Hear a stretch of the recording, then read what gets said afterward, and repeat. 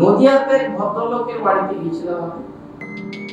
আচ্ছা তো সেখানে আমার যাওয়ার আগে আরো 8-10টা তান্ত্রিক গিয়েছে।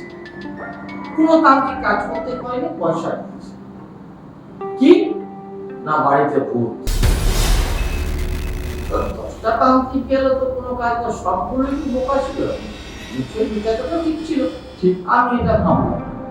তো পরবর্তীকালে আমি দেখলাম আমি আয়না দর্পণ করি, আচ্ছা জল দর্পণ করি, প্ল্যান্টেড করি, এগুলো আমার যে কোনো বড় কিছু ব্যাপার থাকে সেগুলো আমি আগে এই দর্পণের দ্বারায় আগে দেখি যে ব্যাপারটা কি, তারপরে আমি যাবো, তার কাজটা করতে আমার সুবিধা হয়। তো আমি দেখলাম তার বাড়িতে কোনো ভূত নেই। আচ্ছা একটা পুরোনো খাট কিনেছে কোনো ফার্নিচার দোকান থেকে। তো সেই খাটে রেল লাইনের আগে যে শাল কাঠগুলো থাকতো না, সিলকোট শাল কাঠগুলো থাকতো রেল লাইনে, তো ওই কাঠের ফার্নিচার বানিয়ে সেই ভদ্রলোককে দিয়েছে। সেই ভদ্রলোক সে খাটে যখনই ঘুমায় তার উপর দিয়ে রেলে যায়, আতঙ্ক চিৎকারে আওয়াজ, হয় মরে যাবে না হলে মানে একটা ভয়ঙ্কর ব্যাপার থাকে আর কি।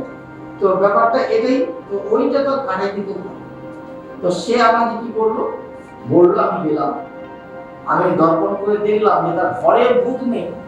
ওই রেল লাইনের তার দিয়ে যে ফার্নিচার বানিয়েছে ওই ফার্নিচারের মধ্যেই তার সব। আচ্ছা আমি আবার বললাম আপনি একটা কাজ করুন, ওই ফার্নিচারের যে খাটটা আছে ওটাকে বের করে আপনি আগুন লাগিয়ে পুড়িয়ে দেন, আর ভূতের কোনো ব্যাপার নেই, আপনি এখানে রাত্রিবেলা ঘুমান, ব্যাস ঘুমালো, কিছু হলো না।